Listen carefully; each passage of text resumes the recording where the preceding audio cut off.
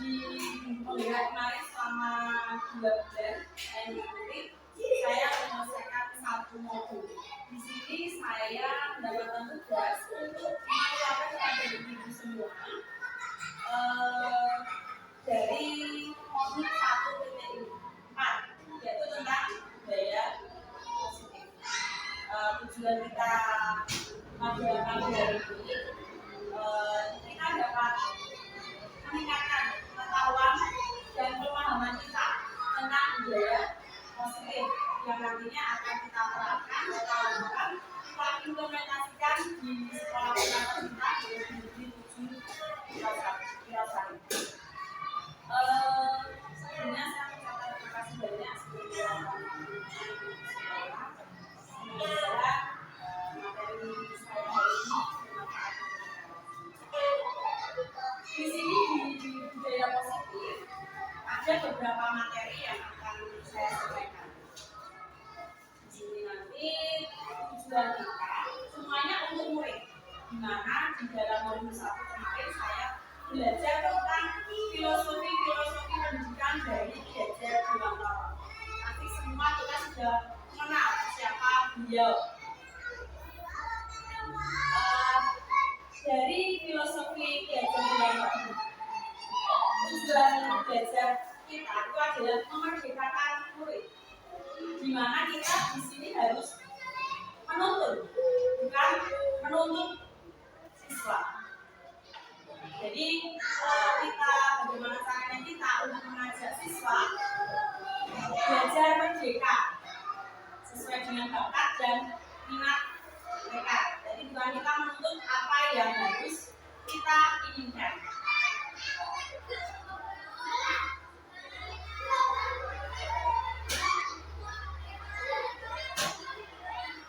Di sini ada beberapa materi yang akan kita pelajari dari budaya positif. Yang pertama adalah perubahan paradigma belajar, disiplin positif, kebutuhan dasar manusia, motivasi perilaku manusia, 5 posisi kontrol, keyakinan kelas, dan segitiga.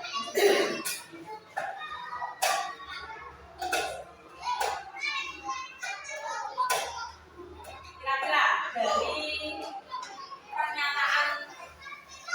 pernyataan depan, setuju atau tidak setuju kan? Hukuman dapat mendisiplinkan anak. Setuju atau tidak? Hukuman itu dapat mendisiplinkan anak.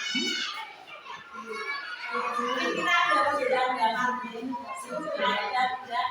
Kemudian pemberian hukuman dengan hal positif seperti membaca atau membersihkan halaman sekolah dapat meningkatkan disiplin anak.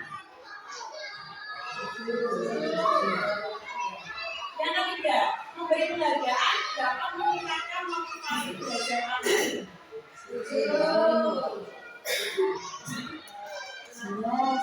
Nanti kita akan belajar apa itu hubungan dengan penghargaan. Apakah budaya positif itu?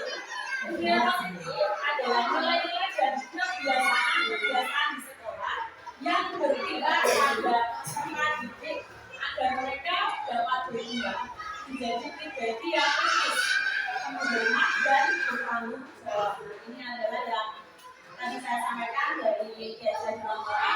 Kita itu bekerja di sini untuk selalu berpihak kepada anak. Jadi kita harus menuntun anak.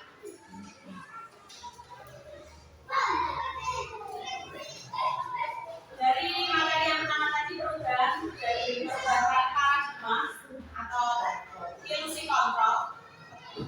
Yang pertama, ilusi guru. Ilusi khayalan ya, untuk mengontrol murid. Yang kedua, ilusi bahwa kritik dapat membuat orang merasa bersalah, dapat menguatkan karakter. Membuat orang merasa bersalah itu dapat membuat menguatkan karakter. Ini yang nanti akan kita ubah dengan saya dulu. Ilusi bahwa semua penguatan positif efektif dan bermanfaat. Yang terakhir, ilusi bahwa orang dewasa memiliki hak untuk memaksa. Nah, Jadi ini semua nanti kita akan rubah. Nah, dari 2 bulan kemarin selama 2 bulan saya belajar bagaimana cara saya untuk tidak banyak menuntut anak, tidak terlalu emosi, meskipun kadang-kadang kita masih terbawa emosi, tapi kita harus belajar bagaimana kita harus berpihak pada anak. Karena anak itu sebenarnya dia memiliki 2 kodrat alam dan kodrat zaman. Itu yang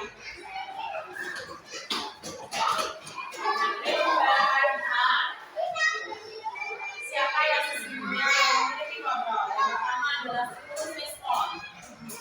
Kita mencoba mengubah orang berpandangan sama dengan kita. Perilaku buruk dapat dilihat sebagai suatu kesalahan. Orang lain bisa mengontrol saya bisa mengontrol orang lain. Pemaksaan ada pada saat juga itu gagal. Ya, kemudian berpikir benar atau dari kontrol atau tidak, harusnya kita berusaha memahami pandangan orang lain tentang dunia. Jangan harus sama dengan kita. Kemudian semua perilaku apa yang dilakukan termasuk anak didik kita, dia itu memiliki tujuan. Jadi tidak sebenarnya mungkin dia tidak ingin melakukan itu. Mungkin tujuannya seperti ini loh. Harapan kita seperti itu. Kita memaksa mereka untuk sama seperti kita. Tapi ternyata saya juga punya pandangan atau pendapat lain. Saya punya tujuan lain. Jadi di sini kita tidak boleh memaksa harus sama dengan kita. Mungkin 5 ditambah 5 itu pasti 10. Tapi ada beberapa cara untuk menuju ke sana. Mungkin ada anak yang memakai tangan dengan bawa 5. Oke, kemudian 10. Terus memakai batu yang dijajar. Banyak mereka banyak. Ya. Terus kemudian hanya Anda yang bisa mengontrol diri Anda. Jadi kita tidak bisa mengontrol anak-anak kita. Jadi diri kita sendiri yang bisa mengontrol diri sekitar. Terus kemudian Anda itu tidak bisa mengontrol orang lain. Jadi kita tidak bisa memaksa apa yang harus kita inginkan. Kemudian ada kolaborasi dan konsensus. Kolaborasi kita saling bekerja sama, ya, untuk menciptakan pilihan-pilihan baru. Kemudian berpikir tenang dan tenang. Karena semua orang memiliki pendapat masing-masing. Maka saya punya pendapat, saya juga punya pendapat. Nah, sekarang masuk ke makna disiplin. Makna disiplin adalah sesuatu yang dilakukan seseorang pada orang lain untuk mendapatkan keabsahan. Secara umum, disiplin dikaitkan dengan ketidaknyamanan, bukan dengan apa yang kita hargai atau pencapaian suatu tujuan mulia. Jadi ini mungkin disiplin itu sesuatu yang sedikit dipaksa. Mungkin ada rasa yang tidak nyaman, tapi ada tujuan dari disiplin tersebut. Disiplin konstituen dari Kementerian Desa ada beberapa yang masuk di dalamnya. Ada tadi kita tidak bisa mengontrol orang lain. Kemudian ada makna disiplin. Kemudian semua yang kita lakukan itu ada tujuannya. Kemudian bagaimana teori-teori menghindari hukuman untuk mendapatkan imbalan. Kemudian untuk menghargai diri sendiri, di mana tujuannya itu adalah untuk mencari nilai-nilai kebajikan universal. Yang terakhir nanti kita akan menuju bagaimana cara kita membuat keyakinan. Kemudian ada model berpikir benar-benar tadi berkolaborasi dan konsensus menciptakan pilihan-pilihan baru. Ada 5 posisi kontrol. Pertama sebagai pendukung. Yang kedua, membuat rasa bersalah. Yang ketiga, sebagai teman. Yang keempat, sebagai pemantau. Yang kelima, sebagai manajer. Tapi di mana posisi kita? Apakah sebagai membuat rasa bersalah, apakah kita sebagai teman, apakah pemantau yang paling manajer. Nah itu nanti terlihat di saat siswa ada masalah, ada sesuatu yang mereka lakukan tidak sesuai dengan keinginan, apakah kita akan menjadi yang hukum, yang mau hukuman, atau yang selalu membuat pernyataan-pernyataan yang membuat mereka merasa bersalah, atau kita saling sharing sebagai teman. Semua itu ada positif dan negatifnya. Kalau sebagai teman kita mungkin kita bisa cepat dengan ini, tetapi terkadang di dalam semua itu nanti anak-anak jadi tidak begitu menghargai kita, jadi menganggap kita teman, kurang ngajeni, jadi terlalu santai. Terus kemudian memantau, kita hanya sebagai pemantau saja. Kita hanya sebagai temannya itu. Terus kemudian yang terakhir kita yang ini tujuan kita harus sebagai manajer, bisa sebagai teman, bisa sebagai pemantau. Ini tujuannya nanti untuk tiga restitusi, penyelesaian masalah dengan tiga restitusi, yaitu dengan menstabilkan identitas, kemudian dengan validasi kebutuhan, kemudian menanyakan ya. Oke, kita ke nilai-nilai kebajikan. Nilai-nilai kebajikan adalah sifat-sifat positif manusia yang merupakan tujuan mulia yang ingin dicapai setiap individu. Nilai-nilai tersebut bersifat universal dan umum, lintas bahasa, suku, bangsa, agama maupun latar belakang. Jadi setiap pelaku memiliki tujuan. Ini yang sudah disampaikan oleh Dr. William Besser tadi. Dengan mengaitkan nilai-nilai kebajikan yang diyakini seseorang, maka motivasi intrinsiknya akan terbangun, sehingga menggerakkan motivasi dari dalam dapat mencapai tujuan yang mulia. Ini disampaikan oleh Diana Bosen. Ada dua, jadi Dr. William Besser dan Diana Bosen.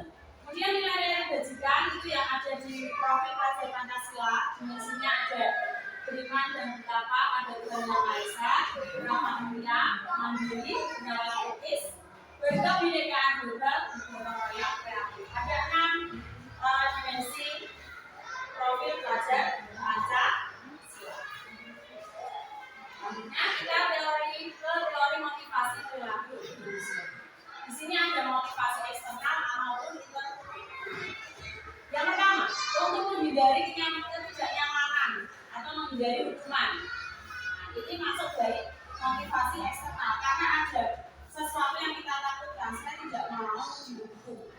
Karena ada perasaan dari luar, eksternal, motivasinya dari luar. Kemudian untuk mendapatkan imbalan, dan saya bisa mengerjakan tugas agar saya mendapatkan imbalan atau penghargaan dari guru. Itu tidak dari diri sendiri. Kemudian kalau untuk menghargai diri, saya akan melakukan atau saya akan mengerjakan pekerjaan rumah karena saya ingin bisa. Saya ingin tahu bagaimana cara mengerjakan, misalnya bahasa Indonesia ini, bagaimana cara membuat puisi, bagaimana cara menyusun teks prosedur, dan saya nanti bisa menjadi misalnya puisi, saya bisa menjadi seorang penjaga misalnya. Itu tujuannya dari dirinya, tidak dari pihak lain. Ini adalah nama pendidikan, yaitu Bapak belajar dalam nama yang tadi sudah sampaikan di awal. Merdeka artinya tidak hanya terlepas dari perintah, tetapi juga cakap membuat atau memerintahkan diri sendiri, yang memerdekakan dirinya sendiri. Ini diambil dari bukunya Belajar di Lapangan dari Pemikiran Konsepsi Keteladanan di halaman 469. Barangkali nanti sempat membuka bukunya di halaman 469. Nah sekarang ini kira-kira kita akan membedakan hukuman dan konsekuensi. Yang pertama, ini ada tindakan guru mencatat 100 kali di dalam buku. 100 kali, 2 kalimat. Kalimatnya, saya tidak akan terlambat nanti karena terlambat ke sekolah. Kira-kira yang pertama hukuman atau konsekuensi. Nanti kalau disiplin dulu jawabannya. Kira-kira ini hukuman atau konsekuensi. Mencatat 100 kali di buku. Mencatat saya tidak akan terlambat lagi karena terlambat sekolah. Kira-kira hukuman atau konsekuensi. Beda tipis ya. Ini memang kita sulit membedakan hukuman dan konsekuensi. Beda tipis. Ada yang sudah menjawab tapi kita yang pertama hukuman. Bagaimana dengan ibu-ibu yang lain? Konsekuensi. Perbedaan pendapat nanti disimak masing-masing ya jawabannya nih. Kemudian yang kedua, mari mengelilingi lapangan basket 2 kali karena terlambat lagi di sekolah. Murid diminta untuk push up 15 kali karena tidak menggunakan masker ke sekolah. Mengendalikan kertas tugas teman yang telah dicoret-coret. Membersihkan tumpahan air di meja tulis karena tersenggol pada saat belajar. Murid disuruh untuk mengenakan sepatu seharian tidak mengenakan. Kalau tidak mengenakan sepatu hitam, melepas sepatu seharian. Lari mengelilingi lapangan basket karena terlambat 10 menit dalam pelajaran di sekolah. Kita lihat deh. Maka yang hukuman mana yang konsekuensi. Jadi mencatat di dalam buku sebanyak 100 itu adalah hukuman. Harus kita hindari. Lari mengelilingi lapangan basket karena terlambat hadir juga hukuman, harus kita hindari juga. Murid diminta push up. Kan itu semua fisik. Hukuman. Menggantikan kertas ulangan. Membersihkan tumpahan air karena tersenggol tadi konsekuensinya. Murid disuruh untuk tidak mengenakan sepatu. Lari mengelilingi lapangan basket karena terlambat di pelajaran fisika. Jadi hukuman itu merasa apa ya? Selalu merasa bersalah, takut. Ada hukuman di sini kebanyakan yang disampaikan adalah fisik. Dihukum oleh penghargaan. Bahwa penghargaan itu berlaku sama dengan hukuman. Dalam arti meminta atau membujuk seseorang untuk melakukan sesuatu atau memenuhi sesuatu untuk tujuan tertentu. Di mana saya harus bisa ini karena saya nanti akan mendapatkan bagian ini. Sama sebenarnya hukuman dan penghargaan itu sama-sama membuat anak itu tidak muncul dari dalam dirinya sendiri karena ada perasaan dari pihak lain, dari pihak luar. Dorongannya eksternal dan akan ada faktor ketergantungan. Nanti kalau saya tidak bisa mengerjakan ini, pasti saya dihukum. Tapi kalau saya bisa, nanti saya dapat bagian. Jadi kita sedikit menghindari untuk menghukum dan tadi penghargaan. Ini akan berpengaruh pada cara pendek dan cara panjang mereka. Nanti pasti akan apa ya? Mengandalkan saya pasti nanti akan diberi. Takutnya kecewa kalau tidak mendapatkan misalnya penghargaan itu. Ya. Terus penghargaan mendukung. Kemudian penghargaan mengurangi ketepatan. Penghargaan tidak efektif. Penghargaan merusak hubungan. Artinya kalau misalnya awalnya anak itu baik-baik saja, dia mengerjakan tugas bagus, kita penghargaan. Kita anak tersebut juga senang. Tapi setelah itu ada suatu saat mereka tidak bisa melaksanakan tugas dan tidak mendapatkan apa yang dia inginkan. Dia pasti ini aku paling kalau ini enggak. Terus penghargaan melakukan kreativitas. Dia tidak bertumbuh berkembang kreativitas. Kemudian penghargaan mengurangi motivasi.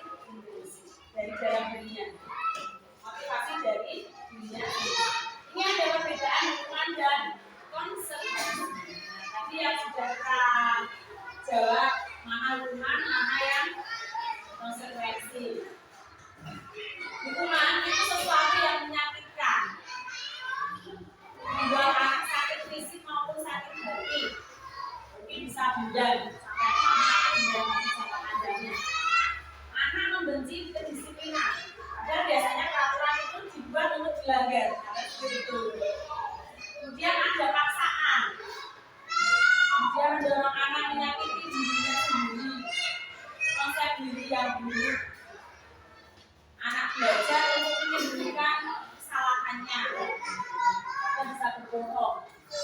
Dia merasa marah, merasa bersalah, dipermalukan dan merasa tidak dihargai ketika dia gagal melaksanakan tugas atau misi yang dia pilih. Sedangkan konsekuensi itu sesuatu yang harus terjadi, namun dia tidak memiliki sifat menyakiti. Kemudian membuat anak merasa tidak nyaman itu pasti, tapi tidak dalam jangka lama. Maksudnya dalam jangka lama tadi seperti misalnya dia memiliki dendam. Saya dulu sudah dihukum ini Pak ini dengan seperti ini, sakit hatinya. Kemudian anak akan menghargai apa itu disiplin dari dalam dirinya. Stimulus, ada stimulus dan tanggung. Mendorong anak agar mudah menyesuaikan diri. Konsep diri yang baik, anak belajar untuk mematuhi peraturan, bukan peraturan untuk belajar. Kemudian kehilangan hak, anak kehilangan hak dibuat tidak nyaman dihasilkan, tapi untuk sementara, tidak dalam jangka waktu lama. Atau materi restitusi. Apa itu restitusi? Restitusi adalah proses menciptakan kondisi bagi murid untuk memperbaiki kesalahan mereka, sehingga mereka bisa kembali pada kelompok mereka dengan karakter yang berubah. Jadi memperbaiki kesalahan, tidak merasa bersalah, tapi dia akan memperbaiki kesalahan. Kemudian restitusi juga merupakan proses kolaborasi bersama yang mengajarkan murid untuk mencari solusi untuk masalah mereka. Dia yang membuat masalah, tapi dia juga kita bantu mencari solusinya dan membantu murid berpikir tentang orang lain seperti apa yang mereka inginkan. Dia ini menjadi seperti apa, dan mereka harus memperlakukan orang lain itu menjadi ini ada aktivitas yang gagal dan aktivitas yang sukses. Kebanyakan aktivitas gagal itu dari hukuman. Jadi hukuman itu ternyata sifatnya negatif, menyakitkan dan membuat jangka panjang kita itu tadi menggeliat. Kemudian identitas suksesnya disiplin, adanya konsekuensi. Kemudian yang baik adalah restitusi. Jadi anak ada masalah, kita tanggapi, kita tanya, kita selidiki, kemudian untuk mencari solusinya juga ciri-ciri restitusi ada 9. Yang pertama, bukan untuk menebus kesalahan, namun untuk belajar dari kesalahan. Kemudian di sini ada sifatnya atau cirinya itu memperbaiki hubungan. Di sini tawaran, bukan memaksa, bukan paksaan. Restitusi itu menuntun melihat dalam diri mereka. Dan restitusi mencari keputusan kebutuhan dasar. Apa dasar dari tindakan mereka? Apa yang mendasari mereka melakukan hal itu? Restitusi diri adalah cara yang paling baik yang dihukum lagi. Restitusi fokus pada karakter, bukan tindakan. Restitusi fokus pada solusi, mencari solusi, diajak untuk mencari solusi bersama. Kemudian restitusi mengembalikan murid yang berbuat salah pada kelompoknya. Jadi setelah selesai ada solusi yang dicapai atau menemukan solusi. Setelah itu mereka memperbaiki kesalahan dan tidak ada sesuatu hal yang saya masih merasa bersalah. Selesai. Karena anak belajar untuk mencari solusi. Jadi mencari masalah dan mencari solusi. Kita yang menyelesaikan itu seperti itu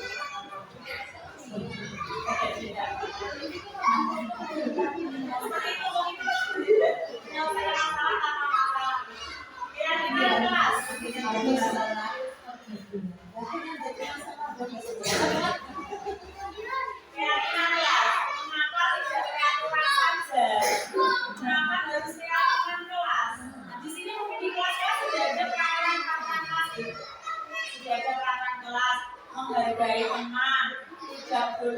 membuang sampah sembarangan. Tidak boleh makan di saat jam pelajaran, bagi teman waktu dan lain sebagainya. Nah, itu adalah salah satu untuk menuju nanti kelas kita harus membuat keyakinan kelas. Kenapa kita memiliki peraturan?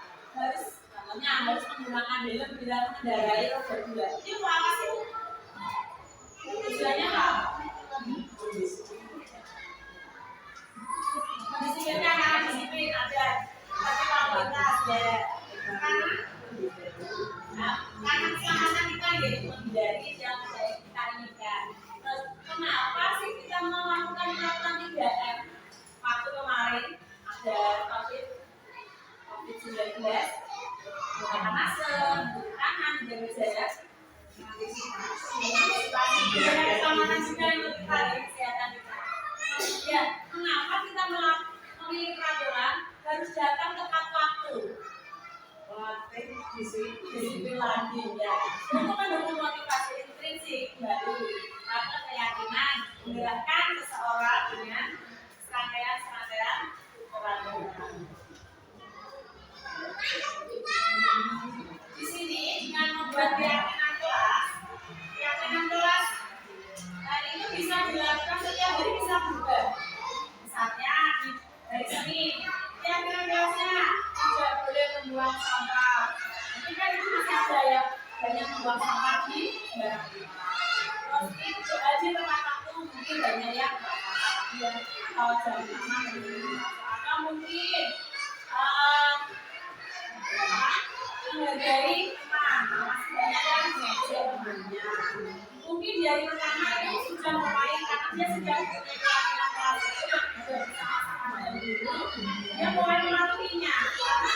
Keyakinan kelas bukan kita ada juga, tapi anak-anak kita ajak untuk membuat keyakinan. Mungkin kalau peraturan yang kita harus setiap hari harus dilaksanakan. Mungkin dari keyakinan itu bisa kita tambahkan dari peraturan itu kita menambah apa? Nah, misalnya dari pertanyaan Senin tadi ada membuang sampah sembarangan. Ternyata di hari Senin, hari Selasa, Rabu sudah berjalan kejadian yang membuang sampah sembarangan. Mungkin dari Kamis sudah keyakinan kelas tadi tidak boleh kita katakan membuang sampah, atau tidak boleh membuang sampah di sembarangan. Sudah mulai disiplin tadi, sudah mulai tertib dengan keyakinan kelas yang dibuat sebelumnya.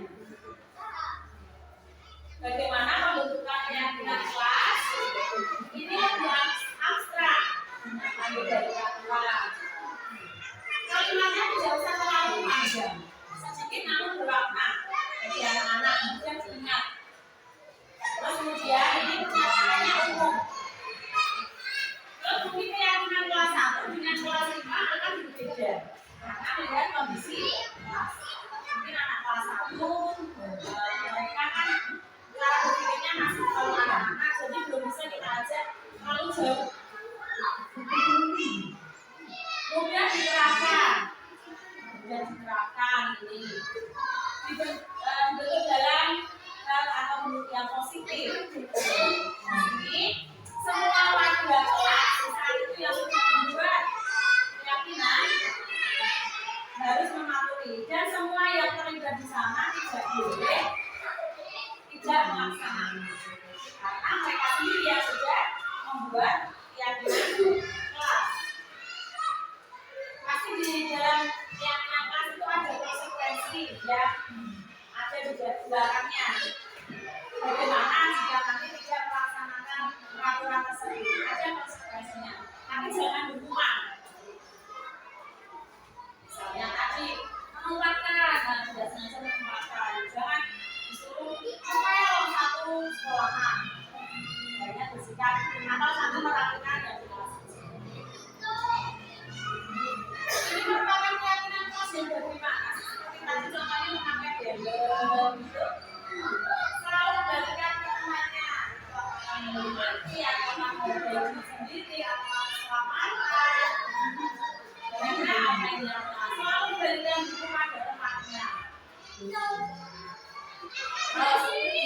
membantu orang lain. Nah, ini yang kelasnya.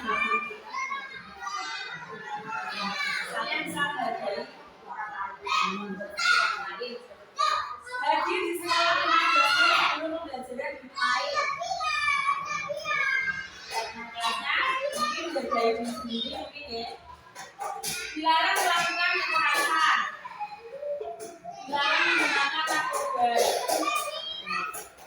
Hendaknya akan menghubungkan antri ini menggunakan masker, keselamatan atau kesehatan, jangan berlari, keluar kelas atau nomor satu ini adalah tentang keyakinan tanggung jawab. Kemudian dilarang mengganggu orang lain itu menghormati salah satu keyakinan menghormati orang lain. Yang ketiga juga menghormati orang lain. Selain itu juga menghargai diri sendiri. Terus selamat yang kelima untuk keselamatan dan menghormati orang lain. Dilarang menggunakan narkoba untuk kesehatan kita. Sedangkan kalau menunggu giliran di antri, menghormati orang lain dan bersabar. Menggunakan masker untuk kesehatan juga keselamatan. Jangan terlalu kelas setelah dalam keselamatan dan pengamanan. Akhirnya nanti di dalam di kelas atau sekolah jatuh jajanan. Kehidupan dasar manusia dan kehidupan dasar manusia ini ada 5. Yang pertama itu kita butuh rasa kasih sayang dan rasa peduli. Kita itu butuh ada rasa kasih sayang dan kita ingin diterima dari pihak lain. Terus kemudian ada penguasaan, kita ingin menguasai. Kita butuh kebebasan. Kita butuh kesenangan. Dan kita itu butuh survival atau ini adalah 5 kebutuhan dasar manusia yang mungkin tidak bisa kita pikiri masih iya. Nah, mungkin tidak semuanya pada saat ini tidak. Mungkin saat tadi kok bisa ya pengen karen juga sejuk dan seterusnya. Mungkin besok beda lagi. Atau mungkin besok lagi di mana kita berbeda. Sekarang ada ini 5 posisi kosong. 5 posisi kosong ini. Tadi ada identitas yang gagal dengan penduduk ya atau rumah. Kemudian ada identitas yang berhasil. Kemudian tadi ada sebagai kita sebagai penghubung, membuat rasa bersalah. Kita sebagai teman, sebagai pemantau, dan sebagai manajer. Di manakah posisi kita? Dengan mendukung perbuatan mendukung itu adalah misalnya menunjuk kamu itu ya yang tidak bisa menyindir anak. Kemudian berkata, kalau kamu tidak melakukannya, awas ya, rasakan. Nah itu dia hasilnya anak itu akan membawa dia akan berbobot dan muridnya nanti akan berkata, biarkan saja. Nanti paling juga marah-marah lagi. Paling juga marah-marah. Ya, yang kedua, membuat rasa bersalah. Gurunya selalu berceramah dan mengatakan itu saja. Selalu saja. Selanjutnya, kamu itu kecewa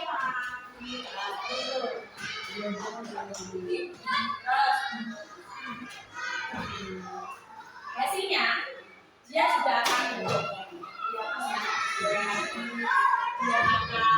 apa ya, menyangkal ya. Saya karena dia tadi ada rasa takut hukuman sebagai pembunuh dan membuat rasa bersalah. Di sini efeknya anak-anak pasti akan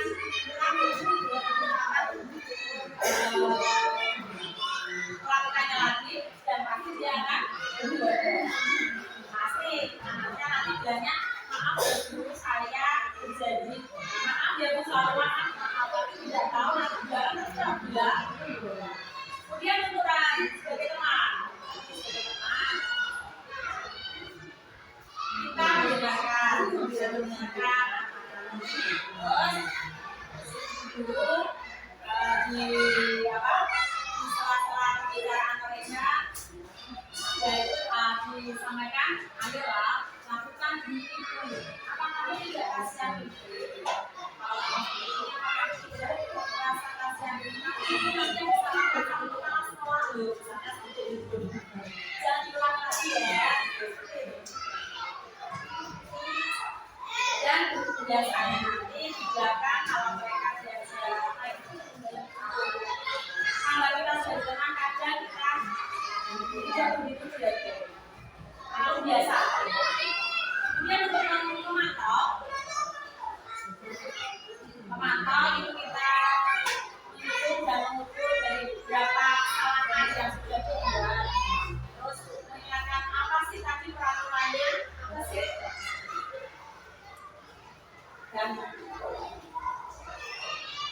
muridnya misalnya tadi ya menulis 100 kalimat atau misalnya dia mendapatkan nilai yang bagus apa sih nanti akan saya dapatkan dan apa sih akan dapatkan dari guru saya kalau misalnya saya salah hukuman atau apa sih nanti yang akan saya terima atau saya harus tulis berapa kali lagi kalau untuk manajer bersama dengan teman cuma ini nanti di belakangnya kita membuat kita mengatakan apa kesalahannya terus solusinya kita cari bersama-sama dengan murid kita tanya harusnya kamu bagaimana apa yang kita perlu kamu lakukan dan kamu tidak melakukan kesalahan itu harusnya kamu murid akan berpikir oh iya gimana ya saya tidak ada salah gimana ya anak akan berpikir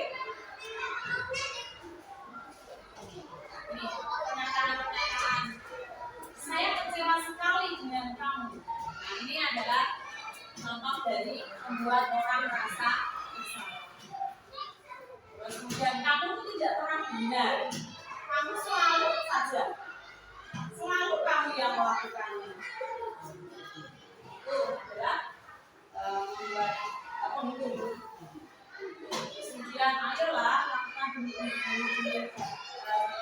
saya ada kasihan terus bagaimana apakah yang kamu lakukan hari ini dapat stiker banyak minta banyak atau mendapatkan hukuman misalnya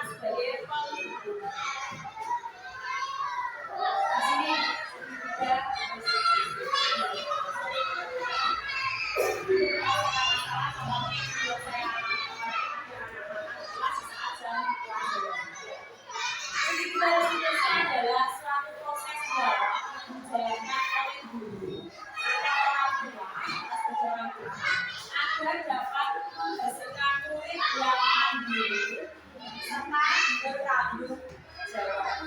Jadi ada percakapan antara guru dan siswanya, orang tua dengan anaknya, di mana tujuannya kita dapat menghasilkan anak yang mandiri, yang bertanggung jawab dan mampu mencari solusi dari masalah yang mereka alami. Langkahnya yang pertama itu adalah menstabilkan identitas untuk membuat anak merasa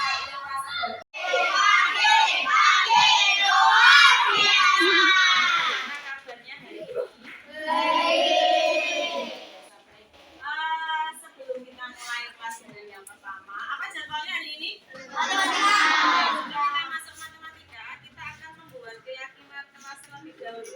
Nanti masing-masing dari kalian menulis di kertas ini, kemudian nanti ditempel di depan satu-satu. Oke?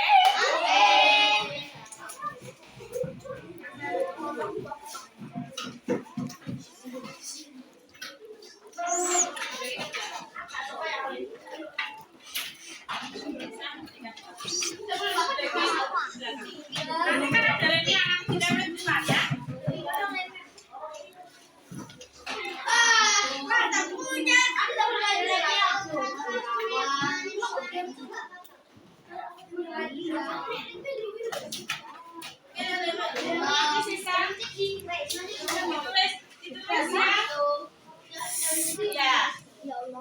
Angka besar apa besarnya?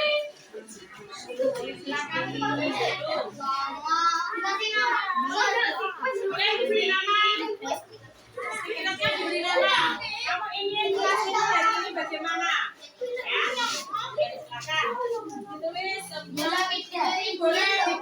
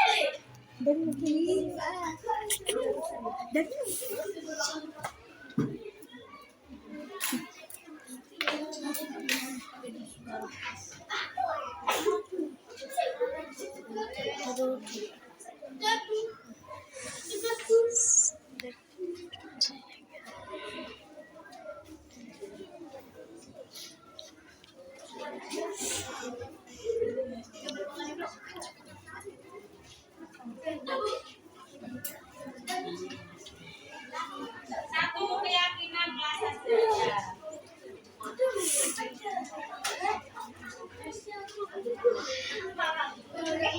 Satu keyakinan kelas belajar. Diberi nama.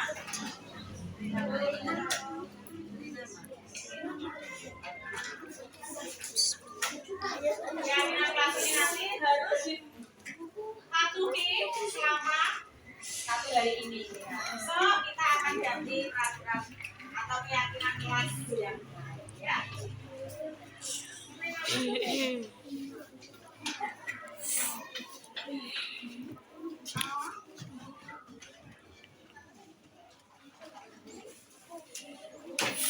Selatan sudah siap untuk ditempel di depan?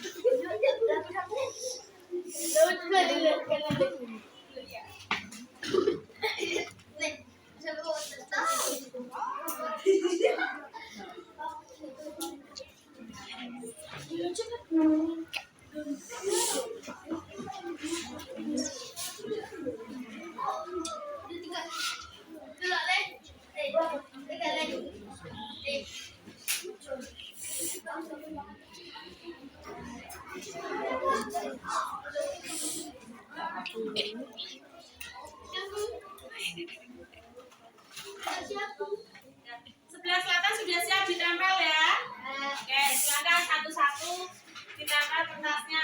Yo, mulai dari Mas Jalu. Selanjutnya.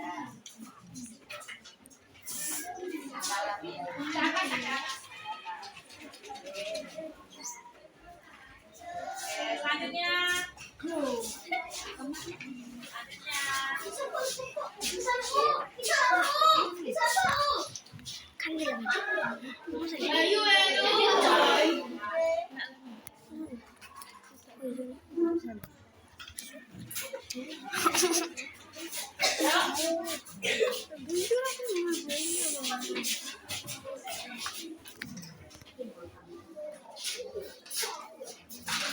Mas Danem sama Mas Ria belum? Ya sebelah sini boleh. Lanjutkan dulu. Bawahnya enggak apa-apa, sebelahnya enggak apa-apa. Selanjutnya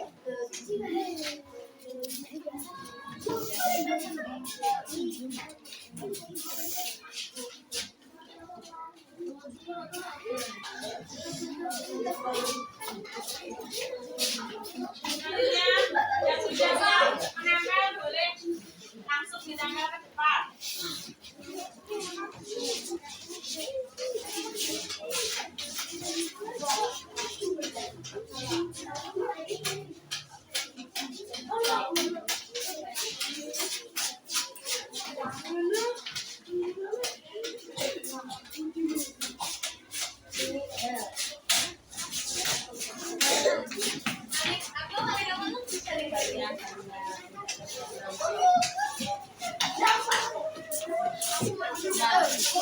Gantian ya. Ya silakan.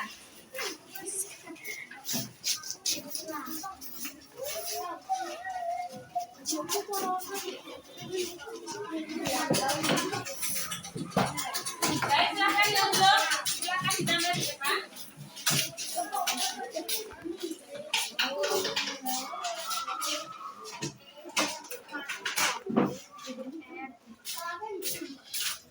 Ya, sudah semua? Ada yang belum?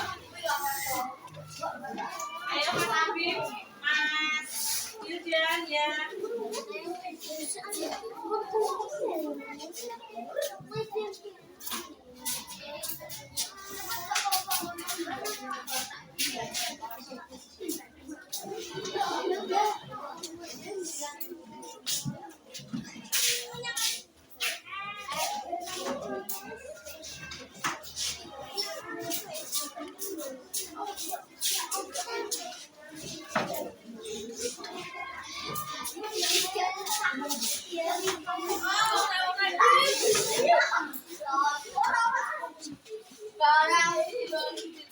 Sudah semua?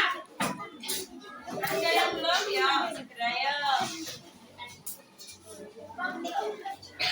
Kalau sudah kita sepakati mana yang dipakai untuk kegiatan kelas kita hari ini.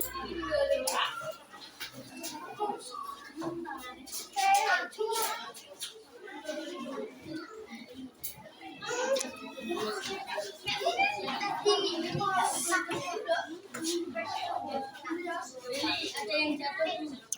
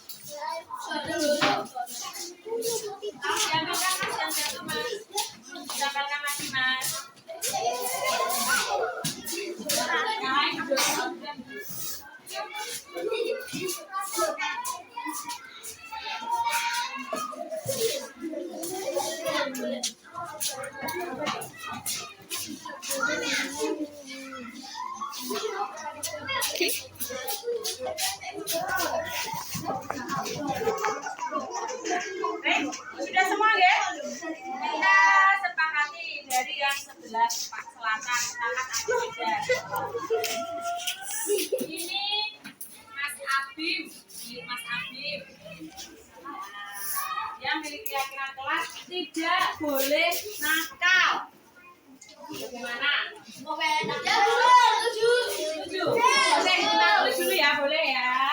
Yang pertama tidak boleh nakal. Nah, tidak boleh nakal dengan temannya ya. Yang kedua, apa ini milik Mas? Mas Alika. Tidak boleh main bola di kelas. Yes. Oke. Oke, kita tulis tidak boleh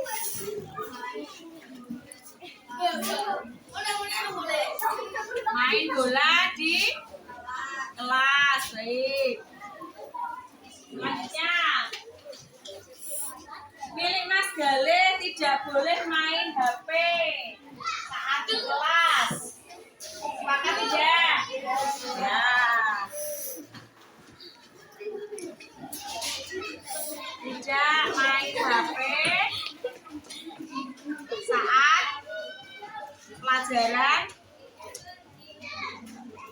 dimulai. Selanjutnya, milik Mas Janeng tidak boleh mengganggu teman. Masuk dalam tidak boleh nakal? Bisa? Akan ditambahkan? Bolehlah. Tidak boleh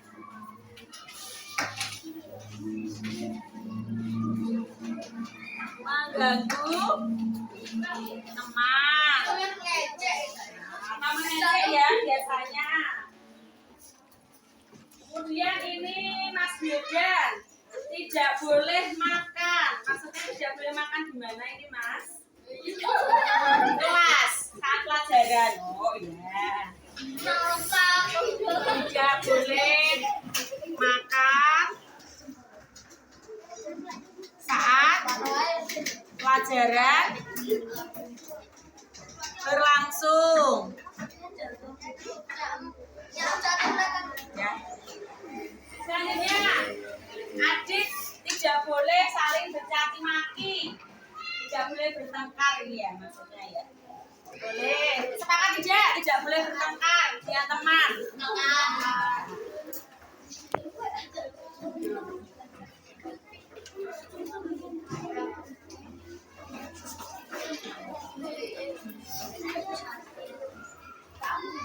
Kemudian ada tidak boleh makan di kelas. Sudah ada ya, milik Mas Nugroho.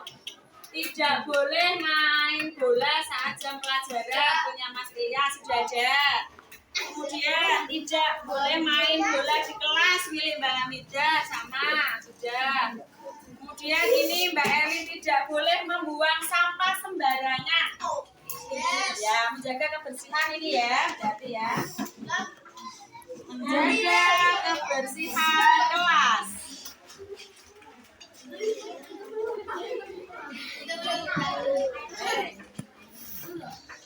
Terus ini Mas Jalu tidak boleh main bola di kelas. Sudah ada? Tidak boleh milik Mas Fahri, tidak boleh makan saat pelajaran. Sudah ada? Tidak boleh mengejek nama orang tua. Biasanya ya, nah, itu tidak boleh. Terus tidak boleh main kertas. Nah ini menjaga kebersihan maksudnya. Naila, Mbak Naila ini tidak boleh tidur di kelas. Tidak boleh konsentrasi ya. Konsentrasi nih saat pelajaran. Selanjutnya, tidak boleh mengganggu teman, sudah. Tidak boleh berisik saat guru menjelaskan atau menerangkan, ya. Itu masuk konsentrasi. Tidak boleh mencontek. Nah, tidak boleh makan saat jam pelajaran, punya Mbak Salwa. Sudah ada deh. Terus ini Mbak Habibah, tidak boleh berantem. Sudah, itu tadi. Tidak boleh mengejek teman. Kemudian tidak boleh bicara saat guru menjelaskan. Tidak boleh membuang sampah sembarangan di kelas. Dada. Tidak boleh berbicara sendiri, ini masuk tadi. Konsentrasi. Tidak boleh makan di kelas, sudah ada. Tidak boleh main HP, tadi sudah. Assalamualaikum warahmatullahi wabarakatuh. Perkenalkan, saya Anggit Margiani, teman sejawat dari Ibu Eliana Ratehudi Astuti, CGP Angkatan 9. Nah, kesannya setelah mendapat desimilasi budaya positif, menurut saya sangat menginspirasi tentang pentingnya budaya positif untuk meningkatkan motivasi dari siswa, menerapkan disiplin positif, dan segitiga restitusi dalam menangani masalah murid sesuai dengan kesepakatan kelas. Nah, pesan saya untuk Bu Eliana, terima kasih dan terus semangat berkarya, serta berpikir positif dan sukses selalu di CGP Angkatan 9.